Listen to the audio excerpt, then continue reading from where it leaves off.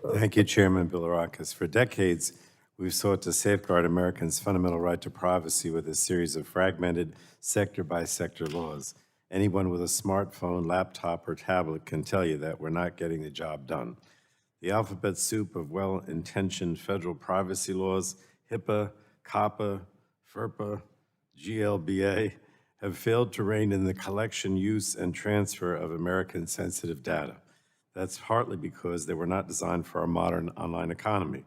FERPA, or the Federal Educational Rights and Privacy Act, passed in 1974, HIPAA, or the Health Insurance Portability Accountability Act, passed in 96, GLBA, or the Graham-Leach-Bliley Act, which addresses privacy within the financial sector, passed in 1999, and COPPA, or the Children's Online Privacy Protection Act, became law in 2000. So the phone wasn't released, or I shouldn't say that, the iPhone wasn't released until 2007. In internet years, these laws are dinosaurs. So today, health information is no longer confined to the relative safety of a doctor's filing cabinet. Fitness trackers monitor our heart rates, sleep patterns, and oxygen saturation levels.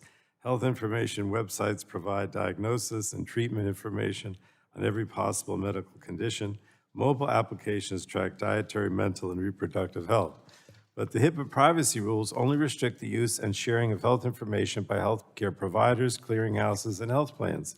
As a result, some of the most commonly used websites, apps, and devices have the green light to mine and use Americans' health information without meaningful limitations. The lack of strong privacy protections threatens Americans' financial information as well. Existing financial privacy laws largely do not apply to retailers and online marketplaces, nor do they provide protection from discriminatory algorithms.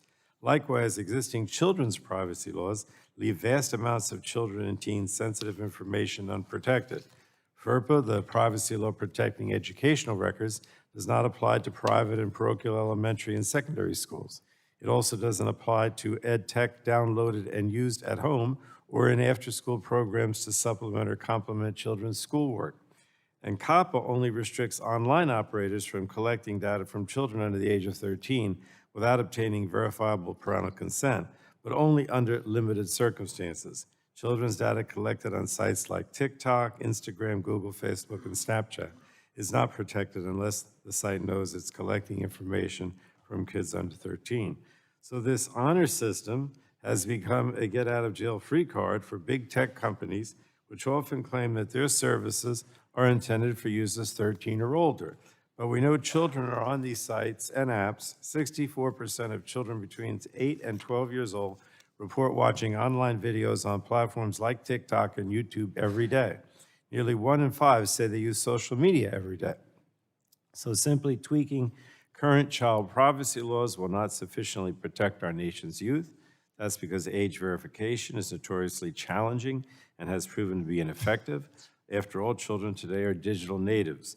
They know how to bypass pop-ups asking for their age or birth date and can enter these virtual playgrounds with little parental supervision and meager privacy protections. So we also know that parents' use of the internet routinely provides information about their children, either directly or by inference. When a parent or guardian goes online to research and sign up for summer camps, family vacations, little league teams, gymnastic classes, or a broad variety of other activities, they share data about their children.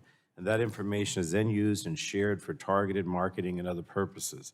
As a result, protected kids' and teens' privacy requires us to protect everyone's privacy. So that's why we must pass a comprehensive privacy bill that closes the gap and enshrines America's right to privacy in law. We need a bill that reins in the over-collection of information by mandating data minimization, and we need a bill that puts all Americans back in control of how the data is collected, used, and shared. Last Congress, as most of my colleagues have already mentioned, this committee overwhelmingly passed such a bill with broad bipartisan support.